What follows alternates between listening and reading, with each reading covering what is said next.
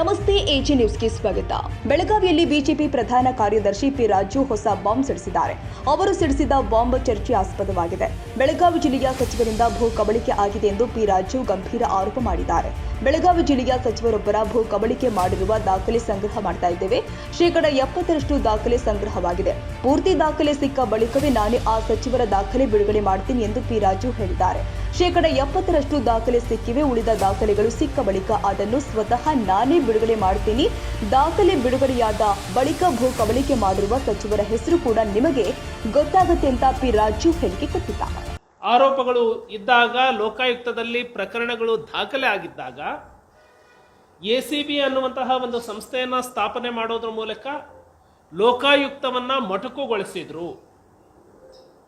ಇವತ್ತು ನ್ಯಾಯಾಲಯದ ತೀರ್ಪಿಗೆ ಅಗೌರವವನ್ನು ತೋರಿಸ್ತಾ ಇದ್ದಾರೆ.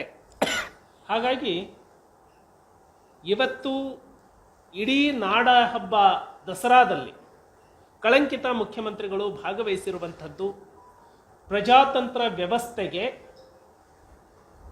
ಹೆಜ್ಜೆ ಹೆಜ್ಜೆಗೆ ಸಂವಿಧಾನವನ್ನು ಹಿಡ್ಕೊಂಡು ಮಾತನಾಡುವಂತಹ ಕಾಂಗ್ರೆಸ್ ಮುಖಂಡರಿಗೆ ಸಂವಿಧಾನಕ್ಕೆ ಮಾಡಿರುವಂತಹ ಅಪಚಾರ ಅಂತ ಹೇಳಿ ನಾನು ಒತ್ತಾಯವನ್ನು ಮಾಡ್ತಾರೆ. ಎರಡನೇದು, ಸರ್ಕಾರ ಭ್ರಷ್ಟಾಚಾರದಲ್ಲಿ ಮುಳುಗಿ ಹೋಗಿ ಅಭಿವೃದ್ಧಿ ಯೋಜನೆಗಳನ್ನು ಸಂಪೂರ್ಣವಾಗಿ ನಿರ್ಲಕ್ಷ್ಯ ಮಾಡಿದೆ. ಗ್ಯಾರಂಟಿಯನ್ನ ಹೇಳಿಕೊಂಡು ಮತವನ್ನ ಪಡೆದುಕೊಂಡಂತಹ ಕಾಂಗ್ರೆಸ್ ಈ ರಾಜ್ಯದಲ್ಲಿ ಕಳೆದ 4 ತಿಂಗಳಿಂದ ಗೃಹಲಕ್ಷ್ಮಿಯನ್ನ ಯಶಸ್ವಿಯಾಗಿ ಅನುಷ್ಠಾನ ಮಾಡಿಲ್ಲ. ಗೃಹಲಕ್ಷ್ಮಿ ಹಣ ಬಡ ಮಹಿಳೆಯರಿಗೆ ಬರೋದು ತಪ್ಪಿಲ್ಲ. ಆದರೆ ಅದೇ ಕುಟುಂಬದ ಪುರುಷನಿಂದ ಲೂಟಿ ಮಾಡುವಂಥದ್ದು ನಿರಂತರವಾಗಿ ಮುಂದುವರೆದಿದೆ. ಹಾಲಿನ ದರ ಹೆಚ್ಚಾಗಿದೆ, ಕರೆಂಟ್ ದರ ಹೆಚ್ಚಾಗಿದೆ, ಬಸ್ ರೇಟ್ ಹೆಚ್ಚಾಗಿದೆ, ರಿಜಿಸ್ಟ್ರೇಷನ್, ಸ್ಟ್ಯಾಂಪ್ ಡ್ಯೂಟಿ, ಟ್ಯಾಕ್ಸಸ್ ಎಲ್ಲವೂ ಹೆಚ್ಚು ಮಾಡಿದ್ದಾರೆ.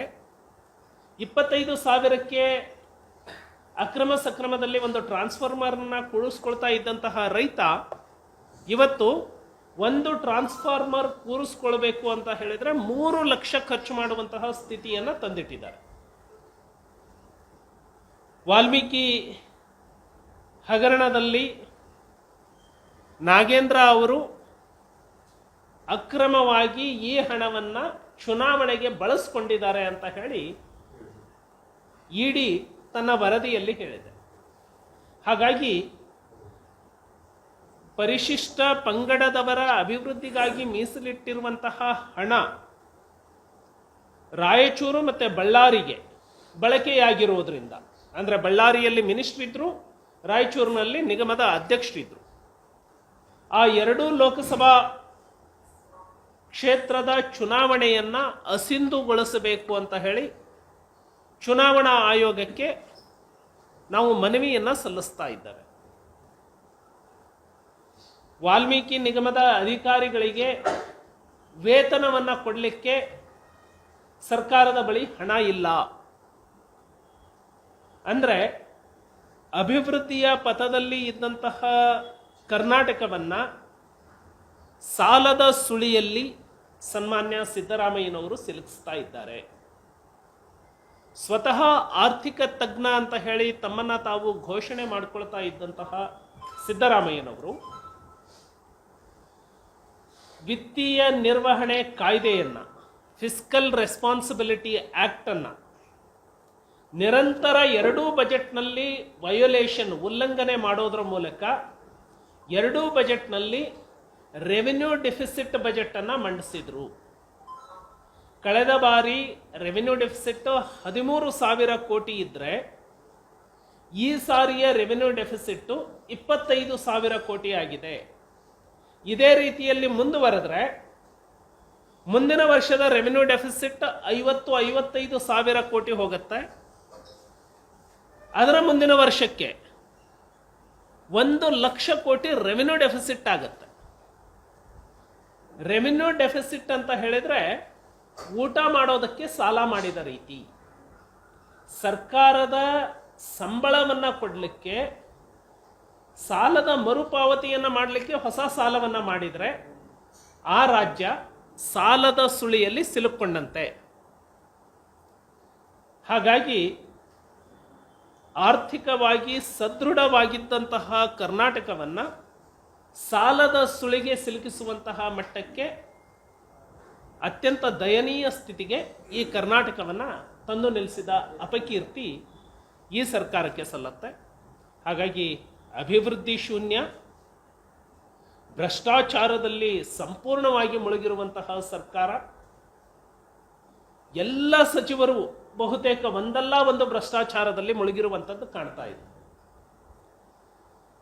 ಕಾರ್ಮಿಕ ಇಲಾಖೆಯಲ್ಲಿ ಕಾರ್ಮಿಕರ ಅಭಿವೃದ್ಧಿಗಾಗಿ ಇರುವಂತಹ ಕಾರ್ಮಿಕ ಕಲ್ಯಾಣ ನಿಧಿಯನ್ನ ಕಾರ್ಮಿಕರ ಆರೋಗ್ಯ ತಪಾಸಣೆ ಮಾಡಿದೀವಿ ಅಂತ ಹೇಳಿ ಆರೋಗ್ಯ ತಪಾಸಣೆ ಮಾಡಲಾರದೆ ಬಿಲ್ಲನ್ನು ತೆಗೆದಿದ್ದಾರೆ.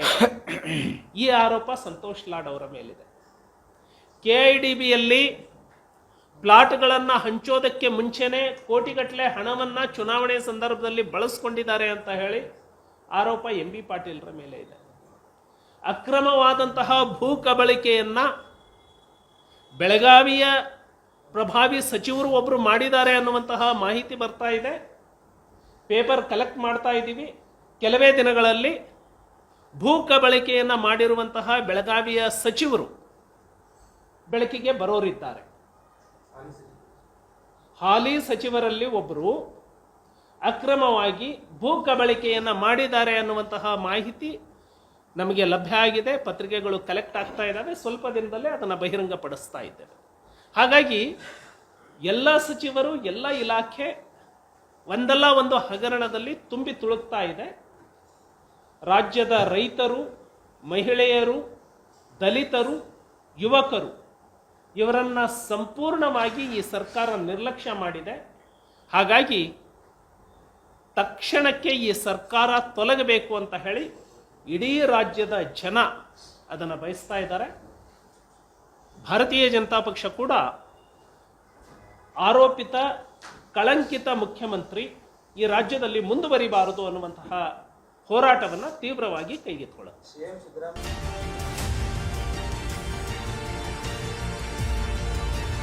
ತಾಜಾ ಸುದ್ದಿಗಾಗಿ AJ ನ್ಯೂಸ್ 24x7 ಗೆ ಸಬ್ಸ್ಕ್ರೈಬ್ ಮಾಡಿ ಮತ್ತು ಬೆಲ್ ಐಕಾನ್ ಒತ್ತಿ ತಪ್ಪದೇ ಲಿಂಕ್ ಶೇರ್ ಮಾಡಿ.